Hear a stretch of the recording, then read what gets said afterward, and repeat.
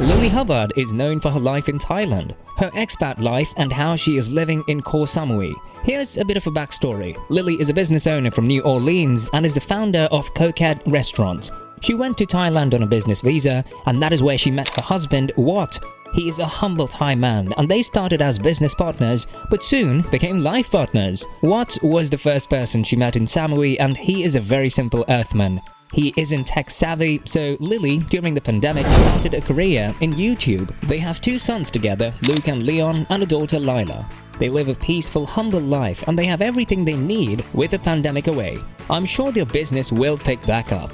But there is more than what meets the eye. Lilly owns a successful business, but if we go backstory, it's way much darker, and it involves witchcraft and all that kind of stuff. So without any further ado, let's get on with the video. Lilly had a very dark childhood growing up. Her father was a very disturbed man, and she had a vodka addiction, which made it very hard for her to live. People were threatening the entire family, and it was very rough for her growing up. She called her father a narcissistic, sociopathic con man, which caused a lot of problems. She claims to have even witnessed demonic possession. He had a very manipulative personality and was very toxic.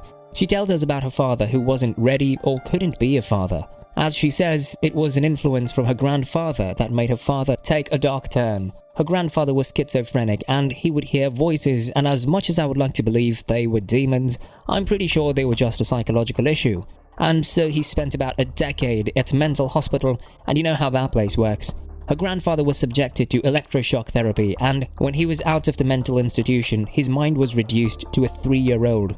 This meant that Lilly's father would not have a father figure, and he would have to figure out life on his own. Those were the days in the 1950s when mental health wasn't as talked about as it is now. Which month that her father would face a lot of criticism for the way his father behaved in social settings. The scrutiny people with medical disabilities used to face was unbearable in those days. Lilly's father was incapable of doing his daily task or focusing on his career, which made it pretty much years that something was wrong with the man. One thing led to another, and the entire Hubbard family faced a lot of negativity in society. Lilly also claims to have felt negative spiritual energy in her own house. Lilly claims that her aunt faced a lot of poltergeist activity, and when her father lent her a helping hand, this evil entity and question lasted on to her father, which resulted in a lot of bad decisions that her father made, which ultimately led to a massive downfall in all of the aspects of their life. All of this just led to the entire family going bankrupt and her father getting convicted for all the wrongs he committed. Lilly seems to blame it all on this evil entity, this negative presence in her family.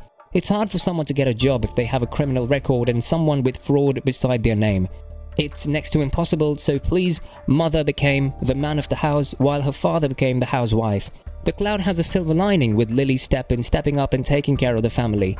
Lilly's father made a couple of friends at present, and these ex-convicts were hired as construction workers to build their family home, but things went south when they started leaving voice messages and calling with death threats. The 3 sisters, Chloe, Marcy and Lilly, were left alone in the house while there were people at the door banging, potentially trying to harm them. Being an exchange student in France helped her go out of the negative settings, but when she came back, it all just came back, and this time she had a dual dynamic with a studio girl and a party animal. That is basically how she grew up, coming up from so much negativity. It's amazing to see her spreading positivity through her vlogs. I'm sure there are lots of people having a similar childhood, and she's proof that one can still shine. This is very motivational, and I hope Lilly is far away from those traumas. I know it stays there for a long time, but she hung in there, and now she has a wonderful family. Thank you so much for watching. Subscribe to us as a token of support, and we'll see you in the next one.